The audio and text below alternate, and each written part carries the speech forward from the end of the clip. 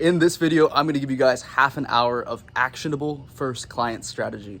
This is exactly what I would do if I were to start my social media marketing agency again in 2024. And this is what I've learned from running my agency for 3 years now, helping other people start their agencies. So if you guys enjoy, please drop a like, subscribe, and if you have any questions, message me on Instagram. Awesome. Great. Well, Peter, thank you so much for the intro. It is a pleasure to be here. And I'm super excited to talk about the topic today, which is first client strategy for 2024. So let's get right into the good stuff and get it kicked off.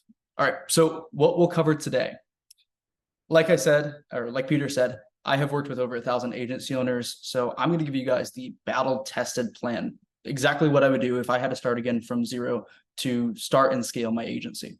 So what we'll cover today is how to build real motivation and actually do the work. That's probably one of the most important things that anyone here can learn. The different agency models you might not know have existed. What service I would start selling over if, again, I started. The best niche strategy from 2023 and for 2024 going forward. We'll cover a bit of offer building, the low to no cost outreach strategy that I would use, and how to get a client even if you have absolutely no results. Like I said, this is not theoretical. This is something that I've used to help other agencies scale, and this is exactly what I would use if I started again. So the rules of the game. When we're thinking about first client strategy, the approach I took to this was I want to be a complete beginner. I'm not able to invest crazy amounts of money into my agency when I'm getting started, not able to use previous client results, case studies, referrals, any of those things. I want to be like a pure beginner, knowing nothing about this, maybe just watch some YouTube. Or my goal is to give you guys an actionable game plan and strategies that you can use for scaling your businesses in the next year. So first thing we're going to do when it comes to getting our first client and scaling our business, it's self-optimization. And I think that's so important because when you're getting started, you are the sole driver for your success. It is entirely up to you, up to no one else, right? So many people think they have problems in their business, but what I've observed is they actually have problems in their personal lives showing up in their business. Don't worry, we're going to get into the tactical stuff too, but this is what you have to start with. Now that I have a team, my business grows even when I'm not putting in the work on a day-to-day basis. But when you're getting started, especially now, it's up to you, right? You need to take ultimate accountability for your success. So the first thing I would do is get serious about my self-optimization. I would cut out the cheap dopamine. Again, I promise we're going to get into tactical stuff, but this is the most important lesson I think I've learned as an entrepreneur. So I had this feeling when I started my business, like I knew exactly what I needed to do. Like I felt like I could do it, but I just could not sit down to do the work. It's a very weird thing to describe, but I know there's someone in this chat here who's like, I get that. The problem isn't that you're lazy. The problem is that there's this multi-billion-dollar industry that's working to degrade your willpower. So the very first thing we have to do is cut out cheap dopamine so that we can really go all in on our business. I've heard this from a lot of new entrepreneurs, and this is really probably one of the most important things you can learn. For some of you guys, this will be the most important thing you learn in business, period. It's actually how you can cut out this cheap dopamine and optimize your personal life so that you're able to do the work. Now, most people don't actually know how dopamine works. So quick science lesson for you guys. This might change your life. What is dopamine? A lot of the times people mistake dopamine as this like feel good. It's the chemical I get when I do something that makes me happy, neurochemical, which is true, right? It is something you get when you do something and it makes you feel happy. But a lot of neuroscientists actually call this the neurochemical of motivation and learning. What dopamine is meant to do is it's meant to signal to your brain that when something feels good, you should keep doing it. It's meant to reinforce good behavior. And this betrays you in the modern day because there's so many things that feel good, but actually really break you down and make it really hard to grow a six-figure business. Now, just to kind of drive this point home, there was this study that scientists did where they modified the brains of mice so that they couldn't receive dopamine, okay? What would happen is these mice would literally starve themselves to death with food inches in front of them. Like they could walk, they could get the food. They just had no motivation to even eat enough to stay alive. Now, if you're consuming lots of cheap dopamine, you have the same brain as those rats, right? You might know what you need to do. You might know that you want to grow this business, but you might feel like, I just can't sit down to do the work. I see this all the time with entrepreneurs, and this would be the first thing I do when I start my business. I would really focus on cutting down on my cheap dopamine. I want to put this in here as well. Again, I'm not a psychologist, therapist, or licensed professional or anything like that. You can research these things yourself, but in first world countries where dopamine is cheap and accessible through a plethora of different sources, you'll see there's a much higher rate of anxiety, depression, and there's even correlations with ADHD. We're flooding our brains with pleasure, and we condition ourselves to rather watch TikToks than sit down and work on our business. So if you can learn how to cut out this cheap dopamine, what's going to happen is you're going to be more motivated, you're going to be more focused, you're going to be more effective. And that makes a big difference, especially when you're getting started, because again, it's entirely up to you. So really take this stuff seriously, evaluate your life, figure out, is this something that you're struggling with? How to cut out cheap dopamine. The best thing you can do is like just set real screen time limits. Most of us, we get our cheap dopamine from our phones. There's an app I use called Opal. When I downloaded it, I put in my age and my screen time, and it said that I was going to spend 22 years looking at my phone, which is just absolutely atrocious. So by doing this personal optimization, I effectively saved 2 decades of my life. And now all the time I'm going to spend working in my business is going to be much higher quality. A couple other tips on here for you. Don't bring your phone into your bedroom. What I do is I have hard systems that help me stay disciplined. When discipline fails, you have to make sure you have some sort of system to fall back on. I have this box, which I literally lock my phones in here. So like there's a timer on the top, it locks up. And once it's locked up, you can't get them out. So making sure that you have hard limits, like something that's going to block screen time, something that's going to block your mindless scrolling. If this is something you're having a problem with, or even if you feel like you could be more focused, just a little more sharp in business when you sit down to do the work, take these things into account. Prioritize your sleep, get sun, drink water, all the basics. I have the Aura ring that I use to track my sleep. So this stuff is all very, very important to me. And of course, find accountability. There's a lot of us that have like actual addictions to screen time, video games, bad food, pornography. These are things you have to quit. Like if you want to see success in business, if you want to be effective, if you want to be sharp, if you want to be able to focus and build a 6-figure business, you have to do these things and you have to take this seriously. For some people, learning how to focus is going to be the biggest thing they can do to help them grow their business, because growing a 6-figure business is not an easy thing. It takes a tremendous amount of consistency and focus. Step 2 is I would find some accountability. Now, when you actually have a business that's generating you revenue, it's super easy to stay accountable, right?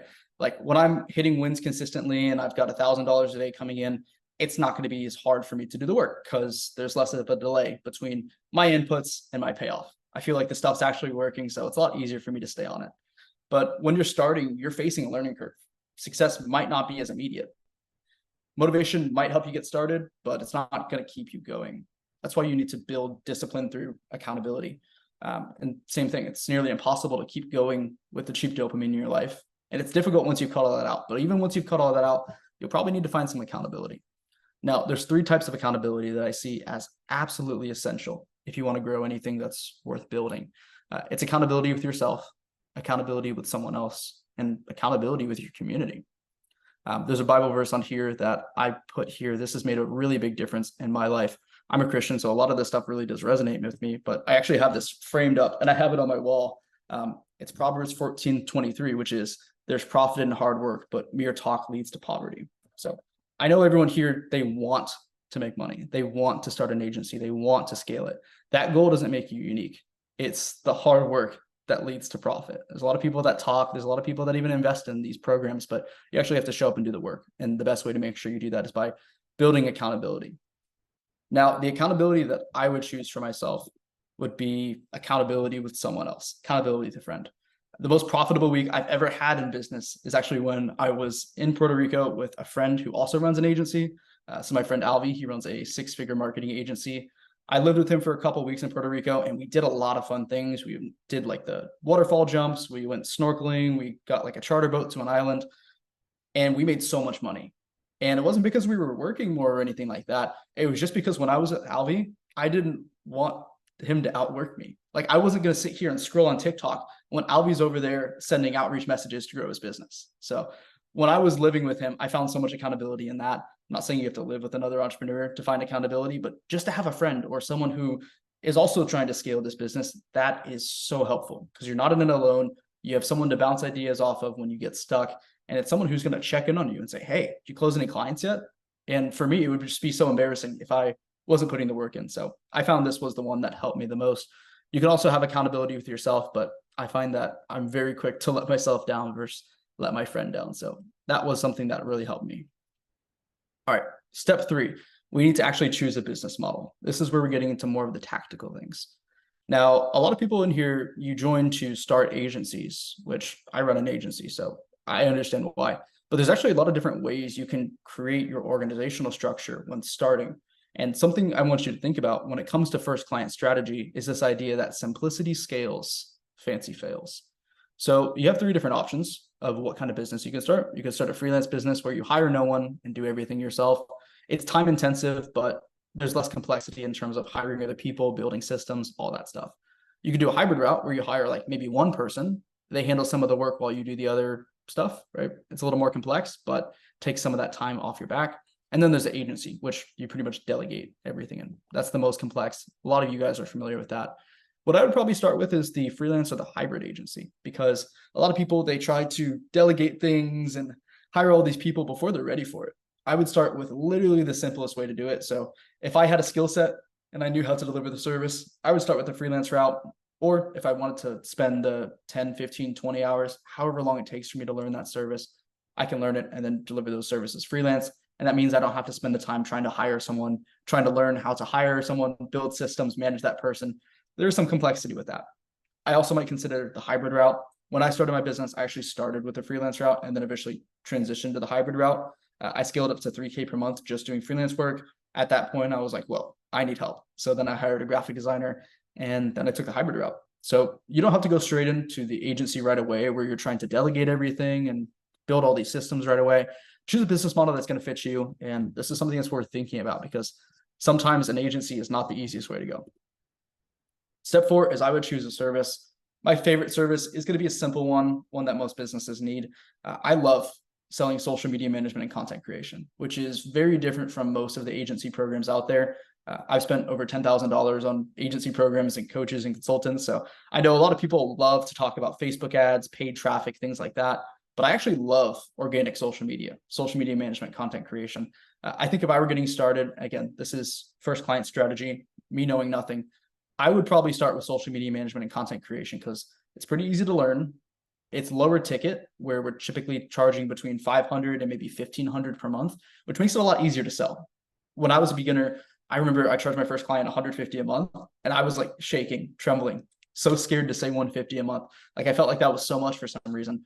I know that if I were selling Facebook ads and I had to say, okay, it's going to be 3K per month and I had no experience, I don't think I would have had the conviction to do it. Like I struggled to hit 150. So I think that actually selling these lower ticket services are a great way to get started, build your conviction. Advertising agencies, they do work. In fact, I sell ads in my agency, so take this maybe with a grain of salt. But advertising agencies, they take on a huge liability of like the client sends me 2K. If I don't make them at least 2K, 3K, 4K back, they're going to be very upset because I'm effectively burning cash. Worst thing that can happen if I'm doing their content creation is they get an ugly social media graphic, right? It's not as much liability and it's definitely not as technical. It's a lot easier to learn. So the service that I would choose would be a simple one, probably social media management, content creation. In my experience, those are some of the easiest to sell as a beginner. Now, the question of choosing a niche. This is something I think I have a controversial take on as well, but I would not niche down at the beginning unless it's so obvious for me to do it. When you're starting off, there's not a whole lot of benefits of niching down if you really have no experience, no relevant results or anything like that. Now, I have had people that I know who, for example, this one guy who had worked in real estate for 10 years. He liked real estate. So it was a no-brainer when he was like, oh, I'm going to start an agency. We know exactly what he was going to do. I've also worked with people who have like gone to college for videography. So we know exactly what they're going to do as soon as they start their business. But for most people, if nothing really stands out, I would say don't niche down. The main benefits of niching down, a couple of them here are getting to show out your relevant case studies, getting referrals, and just keeping your service delivery simple, right? If I'm working with just gyms, it's a lot easier for me to deliver those services than if I were working with gyms and dentists and chiropractors. I would have to know a little bit about all of those businesses. But when you're getting started, you're going to have like one client. So you're not going to have any relevant case studies to show off. Doesn't really make sense to niche down. You're not going to be getting any referrals because you don't have any clients. And service delivery simplicity, you have one client. It's going to be just as complex to deliver service to them if they're in one niche or another. So I don't think starting with a niche is the best thing to do. They are necessary, in my opinion, to scale with simplicity past like 10 or 15K a month. So eventually you might need a niche, but when you're getting started, I really don't think I would know enough to be able to choose a niche. when I started my business, I changed niches, I think 4 times. So when I started and I learned everything there was to learn about niches. I picked one and I still chose wrong. And then I picked another and I was like, okay, I don't like this. So there's only so much you can do in theory, right? There's some things that you can't think your way to progress to. And I think niching down is one of them. I don't think you can just pick the right niche. There are certain things you can check your niche up against to see, might this be a good guess as a place to start? But I think the best thing to do when you're getting started, if nothing screams out to you, is just don't choose a niche. And that means that you would really niche down on your service, which is why people buy, right? Very rarely, in my opinion, do people buy from an agency because I'm the niche specialist. I have a niche now. I work with realtors, okay? So people care mostly about how I can help them. They don't really care about me. No one really hires me because I'm the real estate guy. They hire me because I can help them grow their business. And if I couldn't help them grow their business, they wouldn't hire me. So what they actually buy from me is the service I sell, not who I sell it to.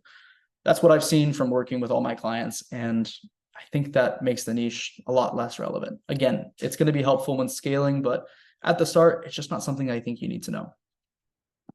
All right. Step number 6, now that we've got all that sorted, is we need to build an offer. And a lot of you people are probably trying to build these irresistible offers, Alex Hormozi style, an offer so good that people feel stupid saying no. And I know, like, I get it. I understand why that's valuable, but it's complex. And remember, we're trying to create a simple model to start with because there's a lot of things to focus on already. You're going to create a lot of complexity in your business if you try to create an irresistible offer with like guarantees and all these like conversion mechanisms. And I understand you're trying to help the client, you're trying to build something that they want to buy and that's really going to help them. But people buy commodities. Like what I sell is just the same old social media package.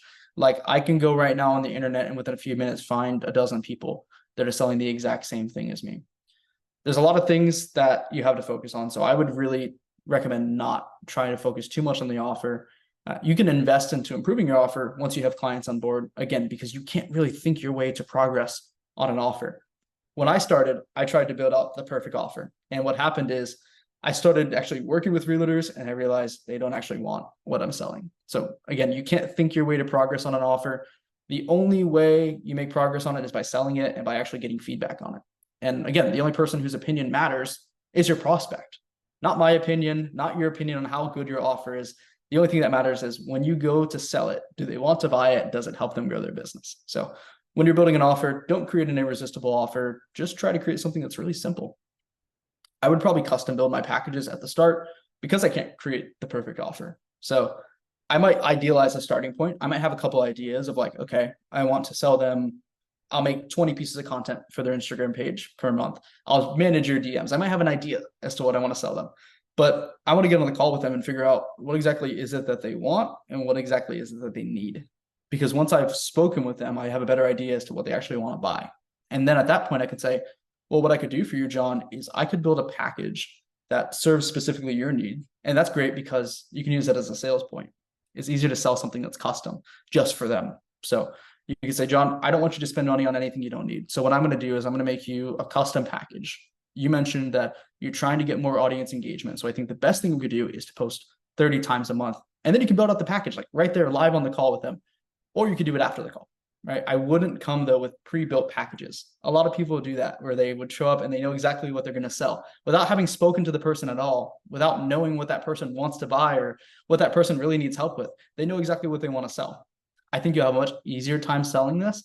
And I think that you'll build better packages and have happier clients who stay on longer if you custom build your packages. And this is something that I've done even after having worked with dozens and dozens of realtors. I have a good guess now, right? Like I know what most realtors want. I have a good idea. So I can give them a suggestion. I can give them a rough package, but still, I want to get on the call, hear what it is that they need help with. And then from there, build something that's really going to serve them. And the value proposition. This is so much more important to think about instead of thinking about how do I build the offer? Think truly like, how can I help this person? So most people don't want to buy a 1/4-inch drill bit. They want to buy a 1/4-inch hole. That's a quote, I believe, from a Harvard marketer person. You can Google it, but it's basically this idea that people don't buy the service, they buy the outcome of the service, right? Like if you were to go to the store and buy an electric drill to like make holes in the wall, You're not buying that drill because you want to own a drill. You're buying that drill because you want to put the holes in the wall.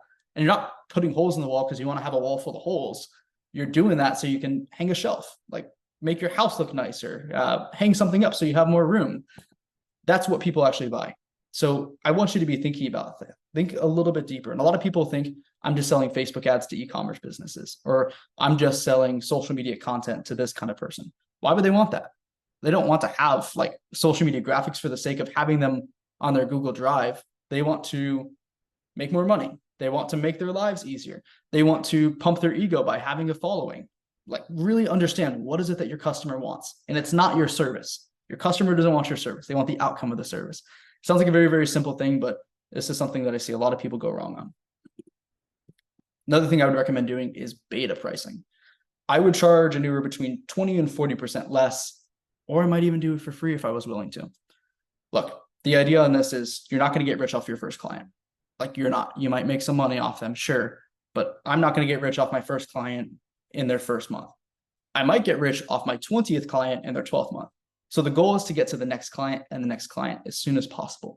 The goal is to build momentum. And one of the best ways you can do that is by having that client so that you can build your conviction, so that you can test your systems, so that you can get results to show other clients. Your first client's going to be the most profitable client you ever take on, even if you did it for free, because you're going to be gaining these things and that's going to help you build the momentum, which again, that should be the goal. The goal should not be to have one client. The goal should be to have 20 clients who stay on forever and ever. So that's what your first client is valuable for. And that's why I wouldn't stress the pricing on the first one. We really want to either cover costs or do it for free just to get these experiences if we're willing to. That was a lot of information. So offer review, okay? I would custom build my packages depending on what the client wants. I'd have a couple ideas prepared for them, and I would sell them probably a mix of what they want and what it is I've already prepared. I would charge them a discounted rate, 20 to 40% off, or I would do it for free. Again, the goal is literally just to get someone to say yes so you can build your conviction. You also want to get to the heart of why do they want to buy? Like, what is your real value proposition? These are the things you want to be thinking about with your first client offer. And remember, your first client is just a stepping stone to get to the second. So don't try to get rich off your first client. All right, point number 7, it's outreach. I know most of you guys have been waiting for this. This is where you actually get to the fun stuff. This is where we get to the money, okay? So there's really only 2 approaches to doing outreach. One, you can have a quantity approach where you're just sending tons and tons of cold emails or Instagram DMs or whatever it is. 2 is you can take a quality approach, which you'd spend more time personalizing the outreach, but you would send less outreach. Now, my recommendation if you're getting started is that quality is going to beat quantity. And let me make this clear, like both of them work. I use both of these strategies to close clients. You'll need to have a little bit of both, regardless of what you do, right? You can't do just one really high quality outreach per day and expect to scale. You have to have some volume with that. The same way you can't just send thousands and thousands of DMs without ever thinking about it and really expect that to work super well. To play the quantity game, you either need to spend a lot of time or a lot of money. If you're getting started, we don't have a lot of time or a lot of money, okay? So to play the quantity game, it works, but it's more of an advanced tactic. It's more of a scaling tactic.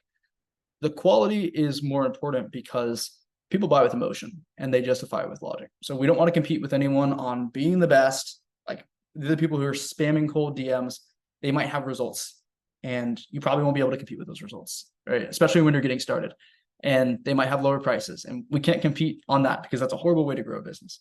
So the objective here is to focus on warm traffic. Right? Focus on quality. And the best way to do that is to find a warm traffic source, people who are actively looking to hire someone for help with this. My favorite is Upwork. I would say probably about maybe half or a little bit less than half of all the student wins that I've seen have come from Upwork. And Upwork is great because people are actively looking to hire. When you're doing cold outbound, maybe like 10 or 20% of the people respond. And of those 10 or 20%, not all of them are going to be able to afford your services. Not all of them are looking to currently hire an agency. But on Upwork, 100% of your leads should be ready to buy, right? People are actively raising my hand and saying, I need a Facebook ads person. I need a social media manager. So that's a great place to start. And it's great because you're competing with other freelancers who might be good at like delivering the service. They might be really great at graphic design, but they're one skill short of a 7-figure or a 6-figure income. A lot of the times they are really good at the technical side, the tactical stuff, but they don't know much about sales and marketing, which you guys should know a lot more about that because you've gone through this program, okay? So you can compete on connection on Upwork, spend your time creating really high quality proposals, trying to compete by just connecting with that person, not trying to charge them less than anyone else, not trying to go out there and have the best results, but really just try to like create an emotional connection and make them feel like you're the best fit for the job. Because that's how people buy. They don't buy with logic. They buy off that feeling. All right. Step 8, sales strategy. This is going to be really simple. There's so many sales videos out there, so I don't want to spend too much time on this. My philosophy on sales is simply serve, don't try to sell them. Like if you go into a sales conversation and you're just looking at it as a conversation where you're trying to learn more about their business and help them out, you're going to do just fine. I always like to start with some small talk, like try to build a connection with them. And then just with an open-ended question, like, tell me more about your business. From there, they can take the conversation. And if you just honestly try to help them rather than sell them something, you don't need to have any sales strategy. That's really it. It's as simple as that. Track it, right? Track the heck out of it. What gets measured gets improved, and have intentional time daily to review what you've done. Daily accountability reports are something that I see help a lot of people out, where just for an hour at the end of the day, 30 minutes, 15 minutes, 5 minutes at the end of the day, they sit down, no phone, no screen, and just write out, like just reflect. How did the day go? Pro tip I have for you guys is to plan your day before it starts the night before. You just have so much more vision the night before, rather than today, if I'm feeling tired or sluggish, if I didn't set my goals the night before, I might set myself up to have a lesser day. So on a weekly basis, if you can review your progress, your screen time, your outreach, and set goals, if you track it, it'll be improved. I've got another great Bible verse down here, Ephesians 5:15-16. Be very careful then how you live, not as unwise, but as wise, making the most out of every opportunity because the days are evil. Again, have it framed. It's right here in front of my desk. This stuff is super important to me. It's made a tremendous difference in my life. So be intentional with how you live, because these things matter, right? If you actually take the time to measure these things, and if you're trying to make the most of every opportunity, reviewing these things, you're going to see improvements with this stuff. All right, step 9, this is the last step. It's all about scaling outreach. Once you have revenue in, once you've got a couple clients from Upwork or another warm traffic source, you can hire appointment setters. You can hire virtual assistants to blast cold email, LinkedIn, all that other stuff. You can pay for softwares to scrape lead lists and send mass email campaigns. That stuff works. Again, I close clients using those strategies. It's just not the best use of my time when I'm getting started. You can buy your way to success, but the thing is, we need momentum. We need a couple clients, and the easiest way to do it, I think, would be to approach those warm traffic sources with all the other things that we talked about before that. How to handle the objection of not having results. This is something that terrified me. Someone saying, hey, can we see some of your work? 3 ways to handle this objection. 1, just be honest and direct. Say, hey, I'm just getting started. I did this for my second client, and they really resonated with that. They respected my honesty. To say that you have no other clients and just say you have 100% of my attention is a great way to take that doubt and flip it to your advantage. To explain to them that you want to make them into a case study and that you're going to try really hard to actually get them the results can help a lot. Leveraging your beta price where you're charging less. And then using the student approach, this idea that like no one says no to a student who wants to learn. If you really come to them and say, hey, like, I'm honestly just getting started. I'm really trying to learn these things. I would love to help you out. People resonate with that. People like to help other people. So if you can take that honest and direct route, that's one way of handling that objection of like, do you have any previous results? Can you show me some of your work? Another thing you could do is share a freelancer's results. So if you hire a graphic designer, if you take the hybrid or the agency route, you'll hire a graphic designer who probably has a portfolio. And if they have a portfolio, you can show that to your potential client.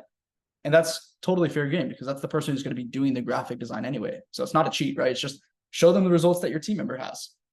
You can also offer to make them a sample just to give them a taste of what it is that you're capable of. All right, so that was a lot of information. Here's the roadmap on screen right now. I would quit cheap dopamine and try to optimize my personal life, find accountability, choose a business model, simple business model, choose a simple service, not niche down, create custom offers, nothing crazy. And I would focus on more outreach. I would try to serve, not sell in my sales calls. And then eventually, once I have maybe a few $1,000s in revenue, a few $1,000s in profit, I can hire a appointment setter or someone to help me compete in the volume game. Here it is. You guys can screenshot this page. This is exactly what I would do. This is all the stuff that we just talked about. So take a screenshot of this right now. This is how I would start scaling my business in 2024 if I were to start again, or even now. I know that these things are working right now for a lot of people that I've seen start with them. So hopefully you guys can take the chance to screenshot this. And if we have time for questions, we can go ahead and get into that.